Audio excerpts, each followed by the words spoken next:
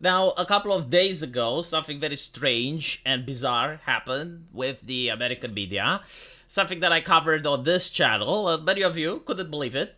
But apparently, the press decided to slut shame the White House spokesperson. I don't know why, but like they woke up and they probably said to themselves, well, we're not feminists now, so we're going to decide to slut shame. And they picked on the way that she dresses, which is very bizarre and peculiar because I have seen a lot of Democrats that dress like this. So it leads me to assume that maybe if she was actually a man that was dressing like this, that the press would have shut the fuck up. But because she's a woman, women apparently, according to the morality that the American press is espousing now, are not allowed to dress like this. According to them, it's not professional.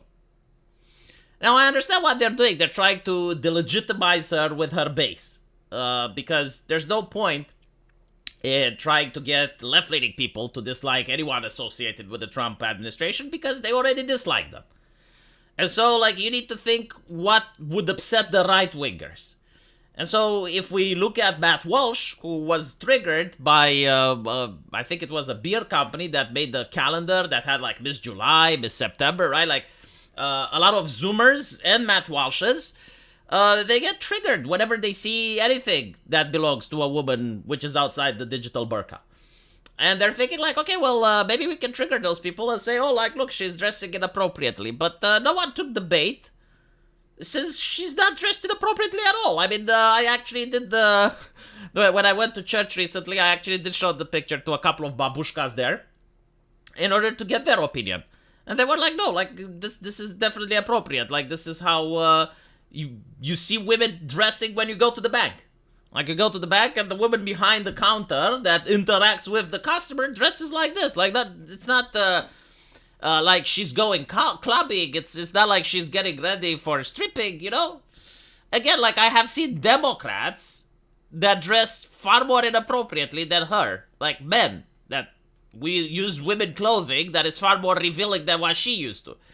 And not to mention, this is following an administration that had boot sex in the Senate, La Cocaína in the White House, transgender boobies in front of the White House. Look it up, like all these events are real. They happened in the previous administration.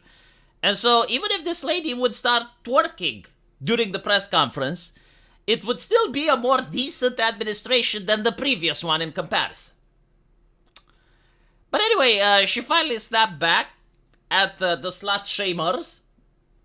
And we have this article. Natalie Winters, a 23-year-old journalist and the co-host of Steve Bannon, a War Room Battleground digital media outlet, has been making headlines lately. It all started after the broadcast journalist shared a series of photos showing her outfit on her first day at a White House correspondent. She was seen wearing a black top, right? Like, this is the outfit. A white collar shirt and a white skirt. She paired her outfit with white socks and sneakers of the same color, officially a White House correspondent, she said. Right, so like this is a lady that's incredibly happy that she landed this position and is taking a picture of herself in front of the White House while she is dressed very decently. Now I have heard some people complaining, like unironically, some Karens on Twitter, all of them left-wing. But it was cold outside. You don't dress like this when it is cold. Now they're worried about her health. Especially now that Anthony Fauci, which is the science, is not in a position of power. Like, the science have left the building. If she gets sick, how is she going to get treatment without Anthony Fauci? The rest assured leftists, I will tell you something. You know, a lot of right-wingers, we have a warm heart. We have a lot of compassion and our heart radiates with warmth. And so we can handle the cold just fine. We also have these things called technology. It's 2025. Usually when people want to travel, they get into this thing that you guys want to ban. It's called a car. And inside the car, it's warm. And when you arrive to the workplace, it's warm there as well. And so the only place where it's cold is outside, which I assume, you know, she went out, took a picture of herself because it's her first day at work, and then went back inside where it's warm. Goodness gracious. Mrs. Winter's picture quickly gained traction online, with many accusing her of dressing too casually and lacking professionalism. Some also suggest she dresses more formally and appropriately for such a formal position. Yeah, again, when were these slut shamers when the Democrats were in office? Because I saw like some very interesting clothing. No one said anything, right? What was the name of the admiral? Right, like if that admiral would come dressed like this at the workplace, would anyone complain that it's not professional or Almost shiroi. Could you at least dress more honestly? This isn't high school. Terrific, but rethink the shirt and sneakers. Come on, said another.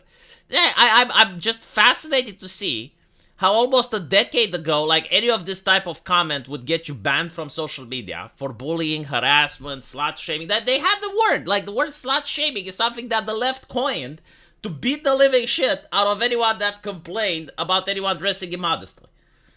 And now it's the same publications that were pushing feminism, they're basically doing the 180.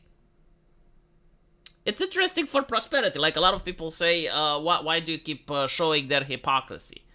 No one wants to listen to the drunk priest, right? Like you saw what happens on the internet when someone starts preaching religion and they seem to have a fetish for furriness. You know, it just doesn't work. Like people stop listening. So like all these publications that are now slut shaming, but in the past they were very high on feminism, they need to be exposed.